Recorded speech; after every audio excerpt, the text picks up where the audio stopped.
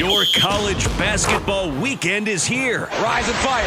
Count it. Instant classic. The slipper still fits. When they need baskets, they go to it. 2 to tie, a 3 will win it. From Cinderella runs to covering at the buzzer, we've got your winning playbook covered. This is BetMGM U with Chris Mack, RJ Choppy, and John Martin on the BetMGM Network. And welcome in. It's a beautiful day to be a college basketball fan anywhere in these United States, America. Welcome in to BetMGM U, live coast to coast on the BetMGM Network, wherever you may be in the world, inside your Odyssey app. Download it today. Why the hell haven't you done that yet? AUDACY.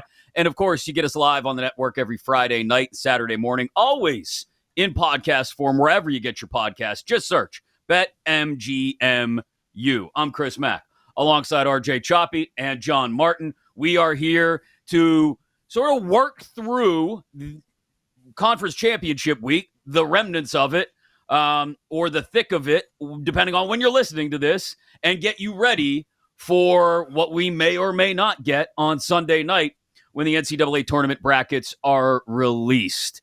My favorite part of this so far has been just watching John as the intro played, because I am fully aware that John Martin has averaged approximately 2 hours and 14 minutes of sleep per night over the last 2 weeks as we have gotten to the thick of the college basketball season. And he's in the zone, but also on such a higher plane. He's like, you know, in the Aaron Rodgers doc, when he's sitting in the hut with everybody else and he's got the red face paint on, like, I fully expect John to go put some red face paint on and just zone out with the basketball gods while he watches 6 tournament games at once. My man is on. Hey, you ain't lying, man. I really, I had a moment earlier tonight. I got the Uber Eats dinner delivered to the wrong address. I don't even know what planet I'm on. And I went to change the address when I did it, and they said it's too late. It's going to cost you the entire cost of the meal. I'm like, well, what's the point of doing that? I'll just have to go to this address. So I had to go to this old address. Yeah, it was just a different house that I'd ordered Uber Eats before. So I had to go up to this person's house that I had been at before. But this is March. This is March, baby. We sleep in May. That's right. This is March. It's fun. It's just, you're exactly right. There's a level of delirium that comes with it. Yeah, and it could be happy delirium sometimes, right? Double OT in Nashville, Rarely, between the Horns and the Aggies, and you never know what's going to happen, Choppy. But let's start with this. This was, look, you never expect an injury, especially to one of the best players, if not the best player in the game. But Duke coach Jon Scheyer said Thursday afternoon in Nashville, it's going to be a real long shot that Cooper Flagg is going to be able to play in the ACC Tournament semifinals because of an ankle sprain he suffered in the first half of their quarterfinal win against Georgia Tech. The question now is, how long do they hold him out? I would suspect, Choppy, for at least the rest of the conference tournament. And then it's a really tough decision, I think, about what you do going into the NCAA tournament. If you're Duke, you look at the rest of the squad you've assembled and say, hey, we're Duke, we're good, we're damn good. But you also ask yourself, just how good are we without Cooper Flagg in the lineup? Well, look, they still have a couple of players that are NBA players. Like, it's Duke. It's not – this isn't Wichita State. It's not, you know what I mean? Like, no disrespect, but it's like, I don't know why I thought of Wichita State. Like, that was the first thing that popped into my head of all teams. But Shockers. they're still Duke. They still have Duke players, and it does a lot to them. There's no doubt about it. It does a lot to impact their seed, maybe, depending on if they go for the MRI and it's like, oh man, you don't want to see this. Yeah, does that impact their seed? Sure, it impacted Cincinnati's. Does it make it like they go from a 1 to a 2? No, they may go from not being the overall number 1 seed to the 3rd overall number 1 seed. But it does a lot. I mean, this guy is going to be the player of the year most likely. He's a fantastic basketball player. He's going to be the first overall pick in the NBA draft. What team wouldn't be impacted by that? I mean, every team would be. Duke might be the one because they've got other NBA players on their roster that can withstand it. They obviously came from behind today. They were getting worked early on in this game. I mean, it was like, woo, you could get them at -5 with like 5 minutes to go, 6 minutes to go in the first half. If you're Cooper Flagg, John, or maybe somebody at CAA that represents Cooper Flagg, what are you telling him about what he should be thinking about playing in the NCAA tournament? I mean, if it's something that, there's any chance of a re-aggravation that would, cost him real time in the summer, obviously it would be over. And by the way, like another part of this is it's not a guarantee he goes to the draft. It's not a guarantee at all. Like there's been a lot of talk about him coming back to Duke for sophomore year because he doesn't want to go to Washington. He doesn't want to go to Utah. So I think that's something to keep in mind here, where if he doesn't get to make that tournament run that obviously it looked like Duke was going to make, it's an easy sell to come back. That might make the decision for him then. You know what I mean? This injury might set. I mean, that's been kicked around for a while, like you said. But when you roll this up with the idea of, okay, well, if I don't play in the tournament, so what? I was thinking about coming back next year anyway. That really opens that door. Yeah, it does. So, I mean, look, I think obviously if it's just an ankle sprain and that's the extent of it, then, he'll miss, a week and a half, try to play on it. And if he can, he will. If not, I could see Duke holding him out, until the Sweet 16. Look, they're good enough. They're good enough to win 2 games. You kind of saw that today. Now, where Cooper really hurts them is on the defensive end, because he's one of the best defenders on that team, and he's one of the reasons why they're number 2 in the country, or at least I should say top 10 in the country in defensive efficiency. He is as good as anybody, on the ball. So you're missing that as well. But I think, you're going to be extremely cautious with him. If he can, if I'm them, I'm just hoping to get it back for the Sweet 16 and then let him just absolutely rip from there. The only team in the country, Choppy, that's top 5 in both offensive and defensive efficiency ratings through about the midway point of Thursday's games, according to Ken Palm. 2nd on the offensive side, 4th on the defensive side. That's it. Duke's the only team on that list. And as John mentioned there, Flagg's defense, that will be big, especially if they do miss him beyond, to John's point, it's Duke. They probably get through the first 2 rounds and into the Sweet 16 without too much trouble.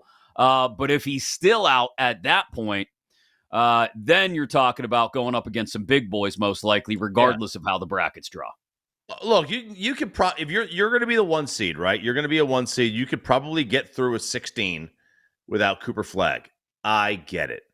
Your hope is that they're Friday, Sunday. You don't want Thursday, Saturday. You want Friday, Sunday. It'll give them an extra day.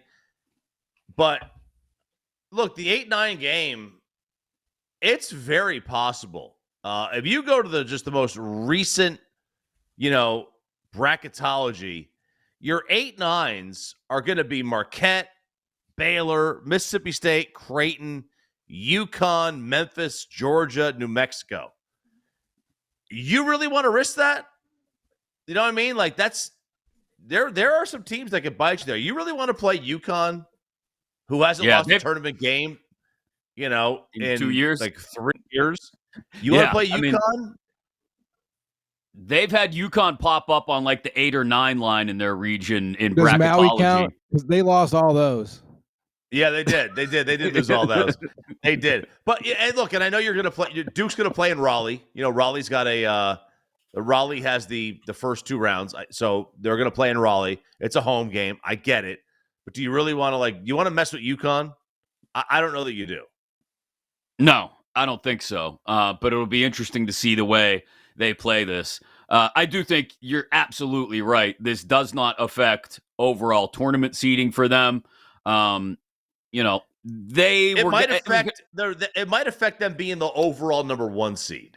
Yeah, I think Auburn was locked in regardless, but this certainly prevents them from making a run at it somehow if Auburn should stumble. I guess that's the best way to put it. The other ones right now, according to Bracket Matrix, John, if we look at it, it's Auburn, Duke, Houston, and Florida. We've been talking about Houston on this show for months. They finally, over the last week and a half or so, according to Bracket Matrix, and the two big boys, Lenardi and Palm, jumped up onto that one line.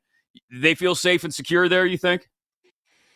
Yeah, I mean, it's going to be tough, for anybody to be overtaken at this point. I mean, everybody's resume is mostly, and I guess if Florida lost,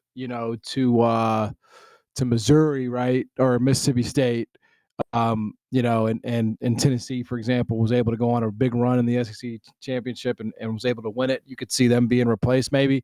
Although Houston did lose Juwan Roberts, so let's see how that impacts them. And I don't think they need to win the Big 12 tournament to be the champs, but you just never know. You never know where they are. Although they haven't lost a game in regulation since November the freaking 9th, man. I mean, Houston is unbelievable. So it seems like they're probably safe. So yeah, I don't really think there's going to be a ton of movement unless Florida loses early in this SEC tournament.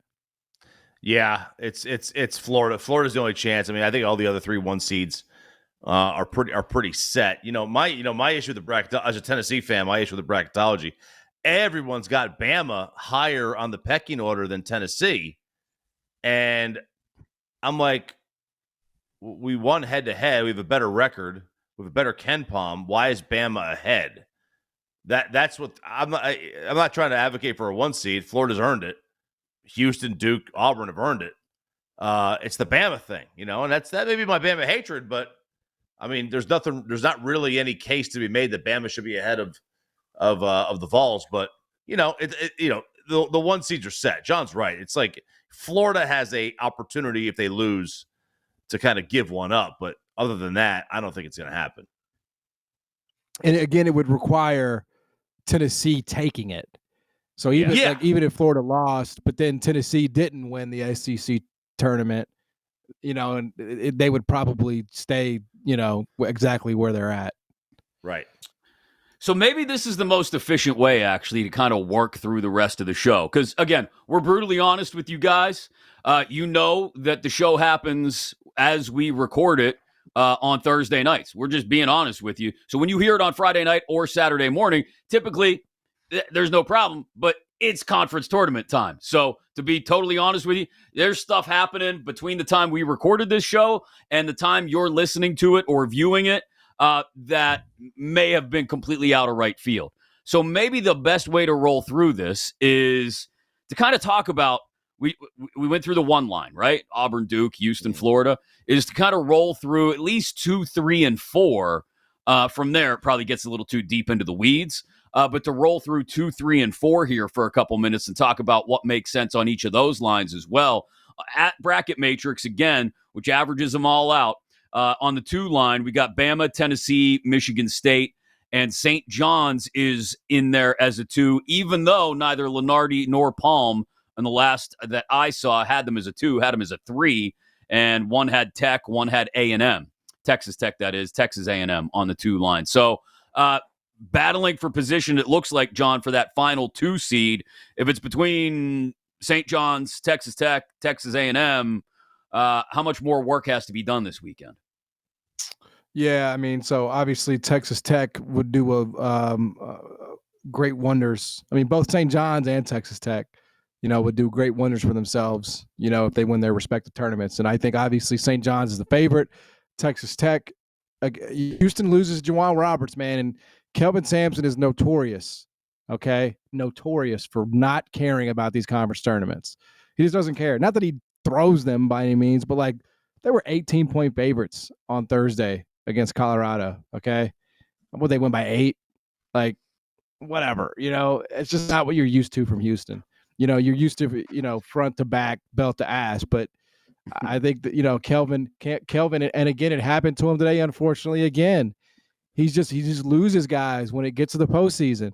Juwan Roberts left the game with an ankle. Now, that could have been a precaution. I don't know. But, even if it is a precaution, that tells you everything. So there's an opening for both St. John's and Tech in their conference tournaments, respectively, to move up here. Dude, I'll tell you this. Texas Tech's team to go in the Final Four. If they get the right draw, they're going to the Final Four. I love that Tech team. It would not surprise me if they kept they look too much at the Tech Houston game, if it ever does come to fruition, and see what happens in that Big 12. It would not surprise me that too much of that, because John's right. Kelvin doesn't care about the conference tournaments. But the 2 line, I think Bama and Tennessee are pretty set on the 2 line.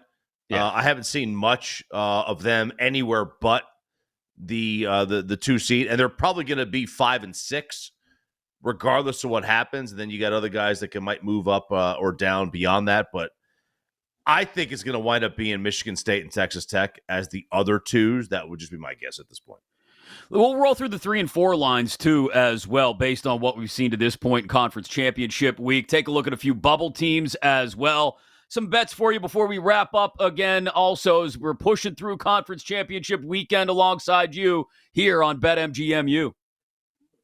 You've been listening to BetMGMU on the BetMGM Network. If you missed any of the show, listen back anytime on the Odyssey app. Download the BetMGM app today. Please gamble responsibly.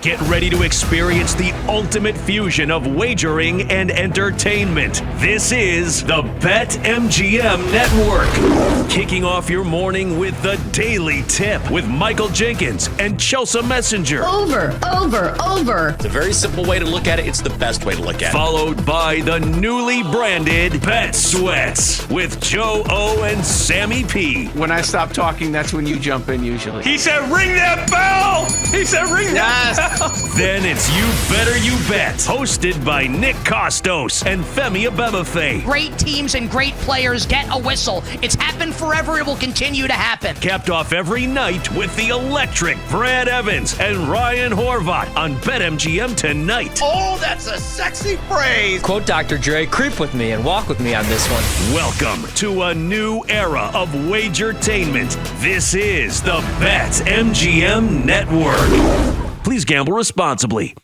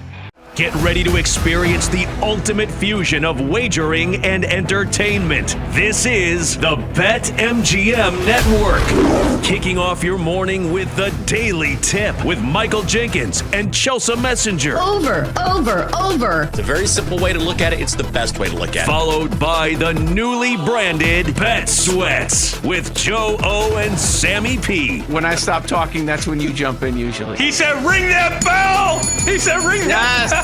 Then it's You Better You Bet, hosted by Nick Costos and Femi Abebefe. Great teams and great players get a whistle. It's happened forever. It will continue to happen. Capped off every night with the electric Brad Evans and Ryan Horvat on BetMGM tonight. Oh, that's a sexy phrase. Quote Dr. Dre, creep with me and walk with me on this one. Welcome to a new era of wagertainment. This is the BetMGM Network. Please gamble responsibly.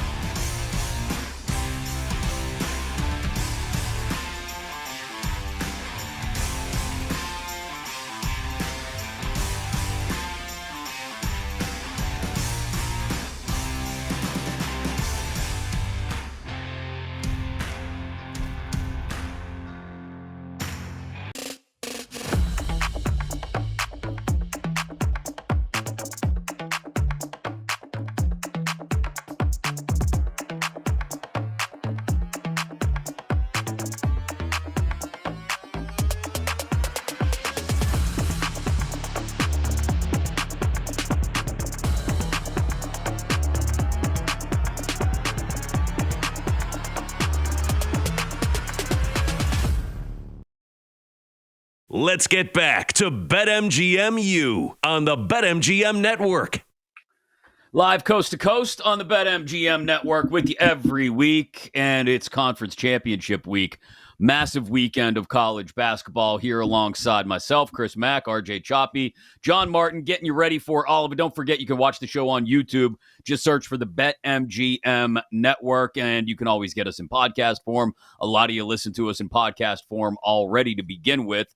But for those that are hearing us maybe for the first time on the network or used to hearing us Friday night and Saturday mornings on the BetMGM Network, you're like, hey, I got to get this more easily, readily available at my fingertips as soon as I can. By all means, wherever you get your podcasts, just search BetMGMU. Because again, full disclosure, we are talking about this stuff on Thursday evening. So if you're hearing the show on the network Friday night or Saturday morning, yeah, things may have happened that we have no idea that happened yet. We were talking about each line of the bracket. We talked about the 1 seeds, about it looks like those 4, Auburn, Duke, Houston, Florida, fairly well locked in. Bama, Tennessee, Michigan State, at least Bama and Tennessee locked in on the 2 line. Michigan State most likely locked in there as well, I think. And then that last 2 seed, I guess 8th overall, if you want to call it that, St. John's, Texas Tech, Texas A&M, all up for grabs there. That means 2 of those 3 then, John, would end up on the 3 line. And then we're getting down to the Iowa States and Kentuckys of the world. Iowa State, despite their ups and downs late in the year, feels like a solid 3. Kentucky, SEC schedule and all, feels like a fairly solid 3 as well. I don't look at anybody on the prospective 4 lines, from the different bracketologists, and go, ooh, okay, yeah, I could see that team jumping up into the 3s, unless they go on a wild run here this weekend. Yeah, I mean, I don't know. You just mean in terms of getting to a 3 from a 4? Yeah, I mean, are you right asking now, about are you asking about of those? Is there a team in that group that can make a Final 4? Well, let's talk about both. Let's take the first one first, and any of these 4s that could jump up to the 3 line. Because, I mean, it's mostly Big Ten teams we're talking about. We're talking about Wisconsin, right, Maryland, Purdue. Clemson is in that neighborhood. Arizona may be in that neighborhood, depending on which bracket you're looking at. So, I mean, A&M, I was going to say A&M losing obviously opens that door up, losing to Texas. So, it feels like if I mean, honestly, yeah, I think all 4 of those teams, right? Wisconsin, Maryland, Purdue, Clemson, if we're just going by bracket matrix, whoever has the deepest run probably takes that spot, right? I mean, I don't think, I mean, listen, when you get in the committee room, all right, it's Sunday. Texas A&M has lost, 5 of their last 7 or whatever it is. I know they beat Auburn, but let's contextualize that Auburn win a little bit if we can. Auburn gave less than a damn about that game. It was the first game they played after clinching the SEC championship outright. They had absolutely nothing to play for, zero. And, they made it a game at some point, but Auburn did not care at all about, because at this point they can't improve. They can't improve their resume. So why am I going to go 100 miles an hour on the road at A&M, who needed it badly? I'm not saying that they thing, but obviously, was that Auburn's max best effort? Clearly not. So I think you're looking at a team like him and you're like, hey, are they really a 3? Sitting here at 22-10, they lose in the first game of the SEC tournament. They beat Auburn and LSU, and that's about it in the last 3 weeks. I don't think so. So I think of those 4, Clemson's got a chance now, right? They got a chance to win the ACC championship. They beat Duke with Cooper Flagg. Now without him, they're going to have a chance. So if it's Clemson, if it's Purdue, if it's Maryland, if it's Wisconsin, to me, last team standing gets the 3. Yeah. What about Gonzaga? I know that all the projections have them 6 or 7. They're top 10 in KenPom. They're 9th. They ran through it again. They don't look, and it's a typical Gonzaga schedule. They don't have a super elite win, right? They don't have that great win on their schedule this year. They lost to Kentucky. They lost by 1. They lost by 6 to UConn. They don't have a great standout type win on the schedule, but they've won a ton of games, and they won their conference again, and they're top 10. And what I believe is, among it's in the conversation, KenPom, of the best metrics out there. And nobody has them even close to the top 4 seed lines. Not even close. I don't see anything better than 6 or 7. I see one random 6 out there, and then a whole bunch of 7s and 8s, and the odd 9 thrown into the mix by Jerry Palm at CBS. So, yeah, not a lot. And you're right. It's the schedule. It's how they played the schedule. You can't blame them for any of that. They only played who was laid out in front of them once they hit the regular season in the West Coast Conference. So I get all that, but it's still being held against them. And I just don't think that that even with the KenPom numbers that you point out, that they're going to get, I don't think those numbers are going to do it, because everybody's going to look at the numbers and say, oh, okay, that's great. Yeah, against the WCC. Awesome. Okay. Right. Have a seat at your I get it. seat. I get it, man. I totally get it. And, it's helped conferences before where you play a tough schedule, you lose games. Like, they give you more credit for playing tough games and losing them than not playing tough games at all. And that's going to help A&M. But John's right. A&M doesn't have they don't have that banner win either. They're what, 22-10 or whatever, but they don't have that amazing win other than Auburn, which, as you pointed out, was a game that Auburn didn't really care about. So it's, you get beyond the 2s, you can really start arguing. You can start arguing the seed number after you get to the number 6 spot. After they get past 6. The first 6, we all know they're either 1 or 2s. No matter what happens, those are 1 or 2 seeds. And then everything else you can have a real legitimate argue about. Yeah, I mean, if you're just go by KenPom rankings, yeah, because then you get to the Texas Techs, Michigan States, Gonzaga just looks like a giant outlier there, as you pointed out, before you get to Iowa State, Wisconsin, Kentucky, Maryland, and St. John's all the way down there at 14. Let's go back to the second question that I asked to start this segment, which was how deep, if you like a Sweet 16, I haven't seen those numbers posted yet, but if you like maybe a Final Four bet on any of these teams in the 3 or 4 neighborhood, John, do any of them in the way they're playing lately tell you that regardless of what happens during conference championship weekend, they're going to be able to pull that momentum through maybe into the first weekend of the Big Dance? I think the Big Ten is a pure fade. So, outside of Michigan State, I will have very little interest in betting anybody from that league. If anything, I'll be looking to fade. So that's the first thing. So now that we've eliminated basically all of the 4 seeds, that leaves Clemson. I think Clemson is a team that, is not getting much respect nationally. I get it because, it's not the football program. It's not Dabo Swinney. It's Brad Brownell. But if you watch Clemson, and I encourage people to do that, you see very early on, and you'll notice how well coached they are, how disciplined they are. They have great guard play. Their interior is fantastic. They're just a very well coached basketball team. And I think that's the kind of team that can win a couple of games, whether it be in the ACC tournament or the NCAA tournament.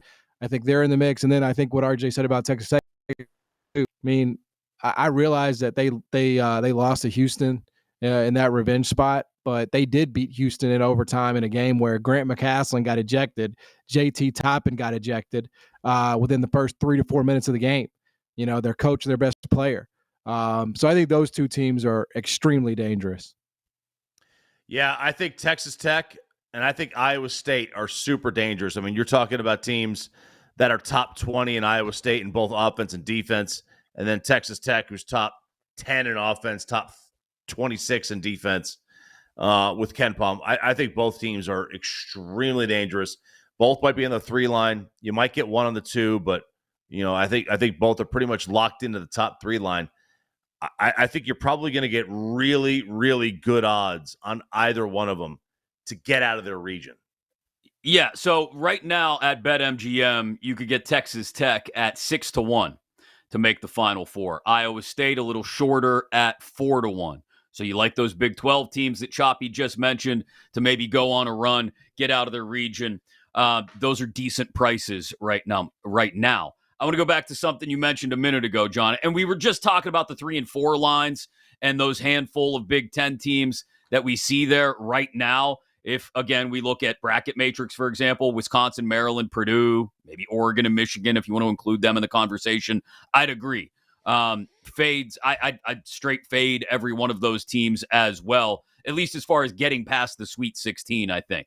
But I wanted to ask, the fade of the Big 10, does it extend for you up to Michigan State? Just how are you playing Michigan State once we push beyond the Big 10 Conference Tournament this weekend and into the Big Dance?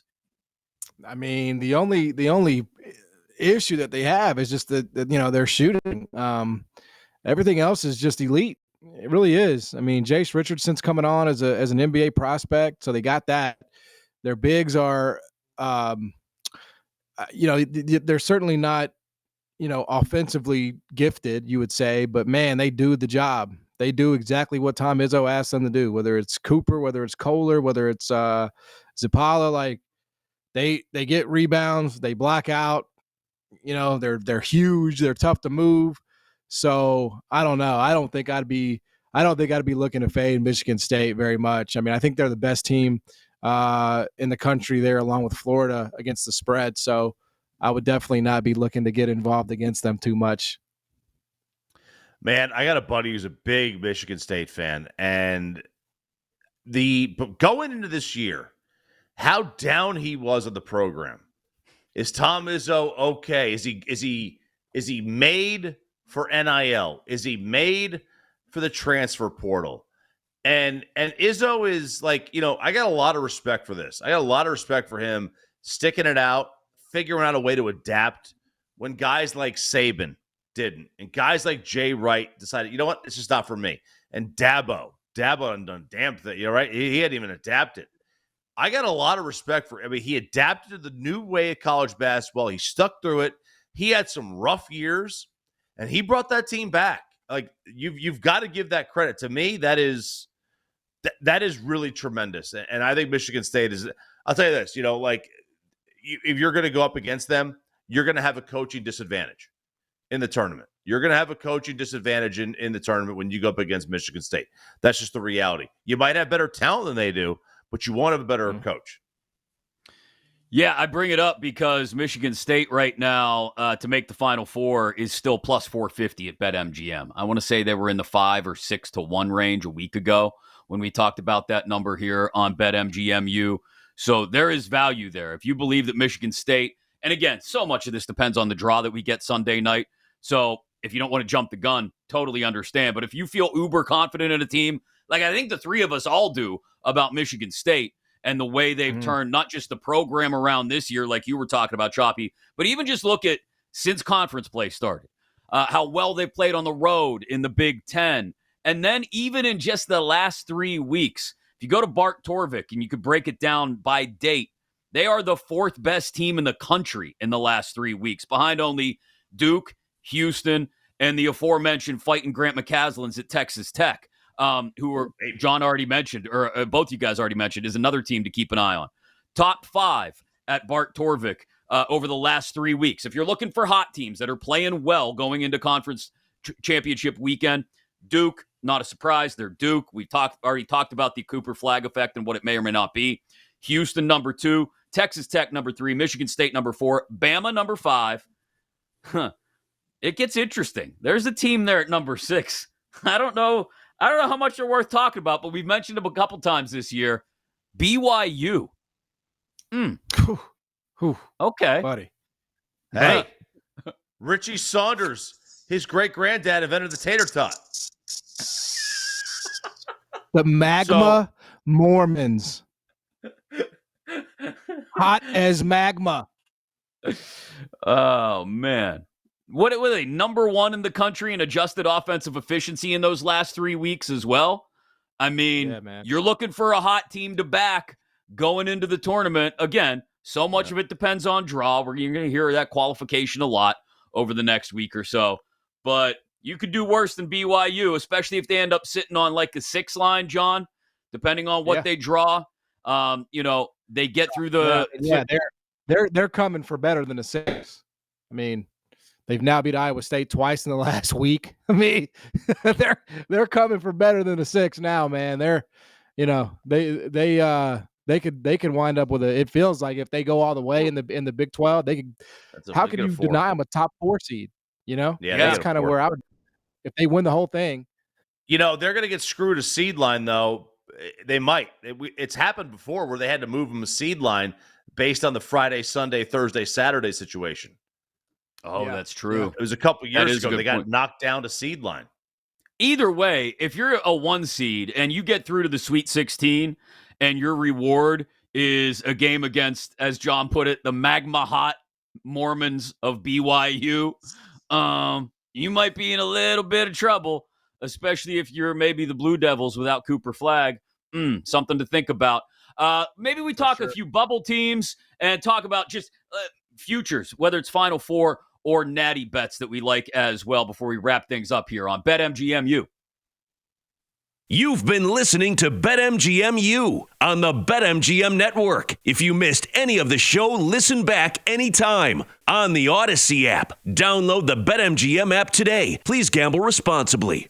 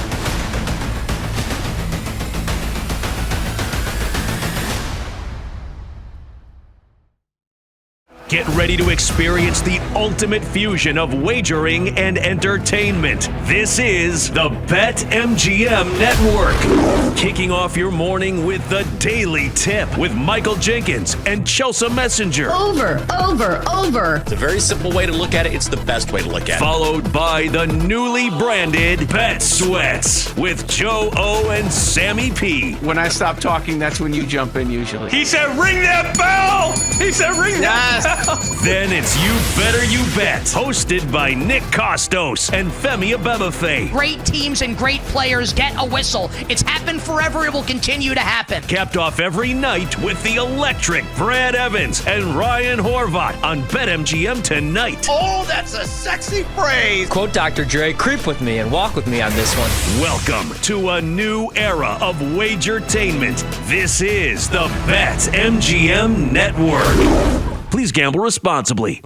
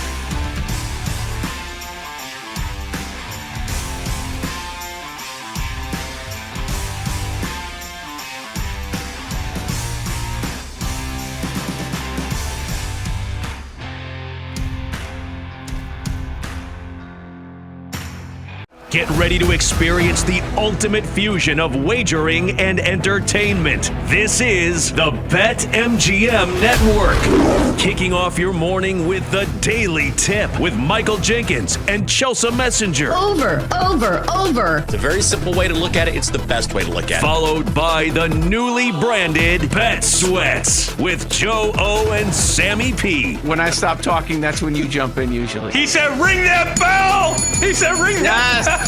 Then it's You Better You Bet, hosted by Nick Costos and Femi Abebefe. Great teams and great players get a whistle. It's happened forever. It will continue to happen. Capped off every night with the electric Brad Evans and Ryan Horvat on BetMGM tonight. Oh, that's a sexy phrase. Quote Dr. Dre, creep with me and walk with me on this one. Welcome to a new era of wagertainment. This is the BetMGM Network. Please gamble responsibly.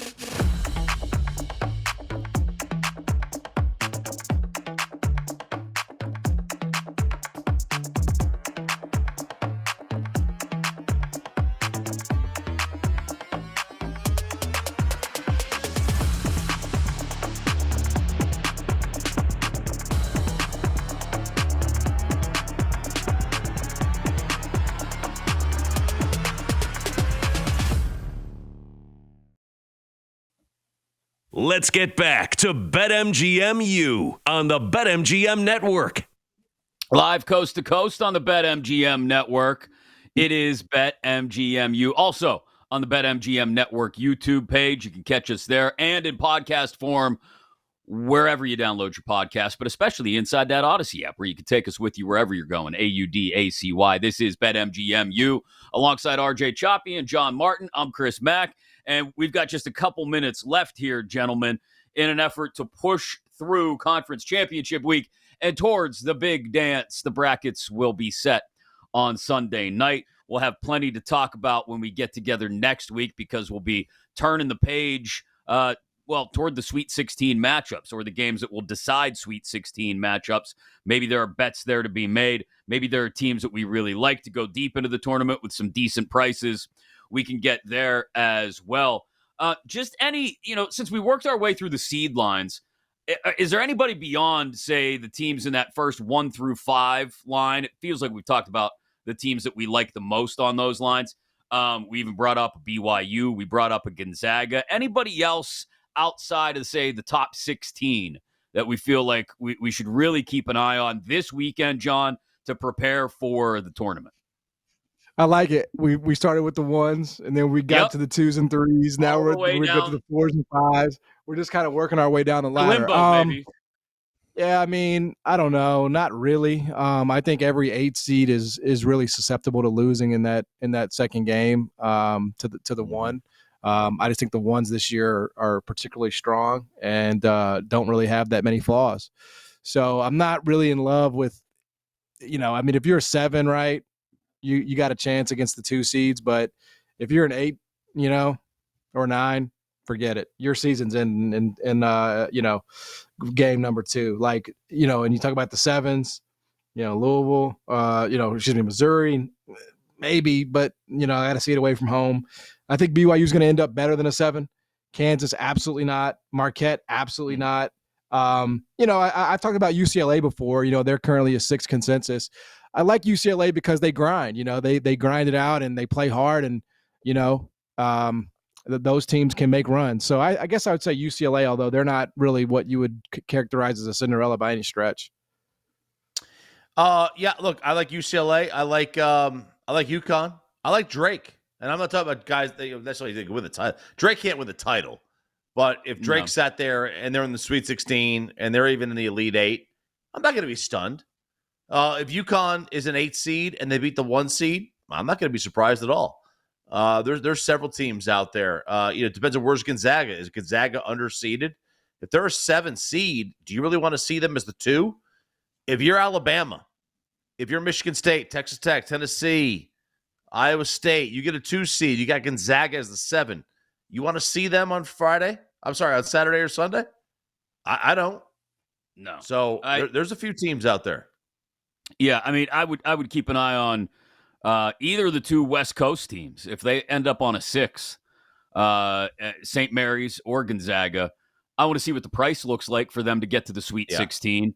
But depending on who the 3 is in their region, that might set up real nice. Like, you give me a St. Mary's to maybe catch a Kentucky on the 3 line and get an upset into the Sweet 16. Again, depending on the price, we're going to see how this stuff comes out in the wash on Sunday night. But that is definitely a team I would keep an eye on a little farther down the seed lines. What about teams? I know you mentioned a couple that you're not fans of, John. You mentioned the Big Ten, pretty much everybody outside of Michigan State. Any other teams?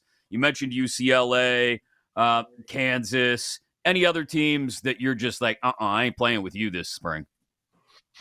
I mean, those are the big ones. Marquette, we've talked about Marquette quite a bit. Mississippi State is one. I think they're kind of sliding. They've been sliding for the majority of SEC play.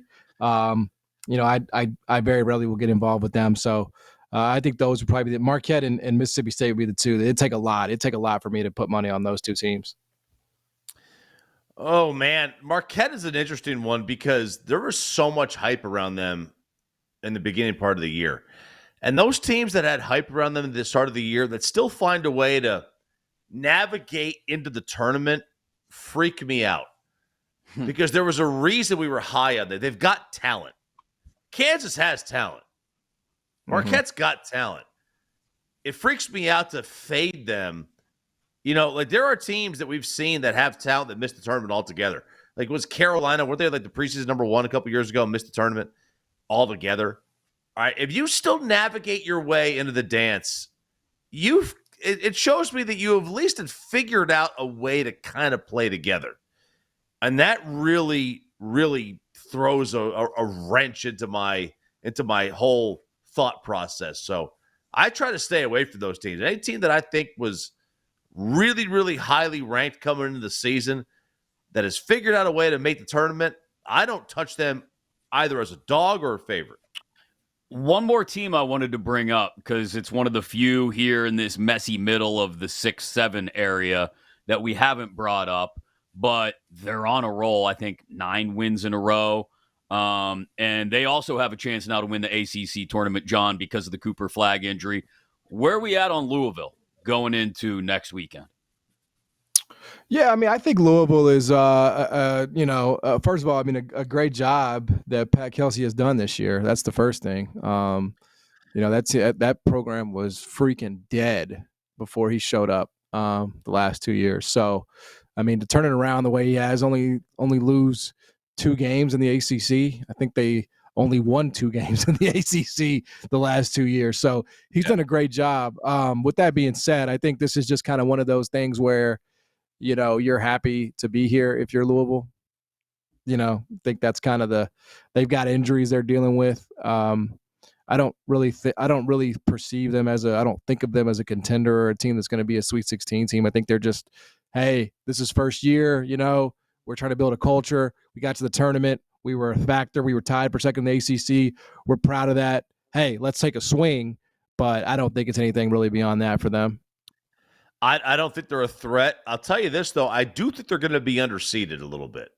Mm-hmm. They might be a line or 2 underseeded, and that's always scary if you're the higher seeded team. If they're a 7 seed, they're probably more like a 6. But if they're the 7 or 8, and you're the 2 and the 1, all right, I could see being a little petrified. I mean, you got a decent squad there. I wouldn't want to see them in the second round if I had fought for 4 months, 5 months to get that 2 or the 1 seed. I think they might be a tad underseeded. I don't think they're a real threat, though. I mean, they beat your boys way back when, the beginning of the season, Choppy. Didn't they? Or no. They got whooped by your boys. What am I thinking? They got whooped by your boys. Come on. Look at you. Why you question the Vols against We were the Louisville? last undefeated team of the sport, right? That's right. Okay. We were the last undefeated team. And then we lost by 30 to Florida. Yeah, that and $5 will get you a cup of coffee at Starbucks. That's right. That will. will. Yes. So here we are. Do we have any futures, even if it's just thoughts about tournament futures that may not be posted yet? Because like I said, I'm a much bigger fan of going into the first weekend, betting maybe 3-ish teams to make the Sweet 16 that have decent prices on them. And those Sweet 16 prices haven't been posted yet at BetMGM. But are there any national championship or Final Four numbers that you guys are looking at BetMGM that you go, okay, that's one that if I don't bet it right now, I might be placing the bet once I see the way the draw comes out Sunday night? I've got Clemson 80-1. That was earlier this month. But I've also got a conference tournament parlay that's ongoing right now, and it's 4 legs, $30 free bet to win $13,000, and 1 leg's already come in. That's the Montana Grizzlies. So we got them with the Big Sky. We got them at the Big Sky. So we're 25% of the way there. Who else do we need? Florida and the SEC. Sorry, Choppy. We need Florida and the SEC. We need Texas Tech in the Big 12, and we need, this is the one, Clemson in the ACC. But Cooper Flagg's out, man. I caught a break. You're live. I caught a break. You're live, baby. Yeah. If I feel, I genuinely feel like all those teams will be in the title game. Look, how fast do you run through that 13,000 in Vegas next week if those all end up coming home? Oh yeah, that's gonna be a disaster. That's a contribution to the economy. Man, I'll tell you that's what that is. If Florida wins the SEC and they beat Tennessee to do it, I'll sign up for that, because that means we get through Auburn and we beat Auburn in the semis, and a win over Auburn will put us on the 1 line. Yeah. Okay. That's a good way to. It's a good way to find the ray of sunshine. I'll sign up for that. Hat tip to you, sir. The perpetually positive RJ Choppy. Man, if that comes home, are you? Well, first of all, John, are you taking Monday off? Like, are you going to just sleep in on Monday morning, or are you going to stay up? Are you going to try and catch lines on Monday morning? Or are you going to do it Sunday night? What I need to know. I'm very worried. Like, Choppy is our perpetually hydrated third of the show with his big ass water jug. We've got now the perpetually sleep deprived third of the show in you, and I want to make sure you're taking care of yourself next week. Yeah, no, I appreciate it. I don't know. I mean, I've told myself, like, the good news is I'll be doing some work. I'll be a little busy, but it's not going to be around the clock. So I've told myself, like, let's be let's be 90% responsible. If we can hit the 90% benchmark, then we'll have had a good week. Give myself a little room, but not too much. I'm 33 years old now. I don't need to be out there acting ridiculous. God, so will you FaceTime me? Will you FaceTime me from Vegas? All right, we'll get the whole group on there. Yeah, it'll be a good time. If there's a way we could FaceTime you during the show, that would be amazing. That might be the trick for next week's show, just to see. Yeah, that'd be smack dab in the tournament, in the middle of the tournament. So just to check in, just to see what condition your condition is in. We'll do it again next week, and we'll have brackets to talk about, we will get into all of it. March is here. The sleep is few and far between, but we are ready for it, for all the college hoops. Make sure you're subscribed to wherever you get your podcasts, to BetMGMU, as we get ready to lead you through the final few weeks of the college basketball season. Maybe the best time of the year, definitely the best time of the year for college hoops fans. For Zach Krull, our producer, for RJ Choppy, for John Martin, I'm Chris Mack. This has been BetMGMU. You've been listening to BetMGMU on the BetMGM Network. If you missed any of the show, listen back anytime on the Odyssey app. Download the BetMGM app today. Please gamble responsibly.